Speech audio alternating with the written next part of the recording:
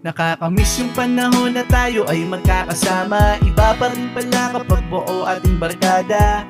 Inuman hanggang abutin pa ng umaga. Walang pakialam kung makatulog sa kalsada. Pero ngayon hindi na to kagaya ng dati. May kanya-kanya ng responsibilidad lahat sa atin. Tagal na rin pala natin hindi nakita-kita. Kailan kaya ulit makakaharap sa lamesa ang mga tunay na kaibigan ko na aking nasa sandalan kapag sa oras na merong problema. Sana Kumaisa na, kumaisa. Kumaisa ka na. Pinig na, ito na. Uy, naman kami dito. Pingis. Ang ganda ni Pingis. Ano na yan? Butangin na. Ang daya na yun. Sakit na ulo ko.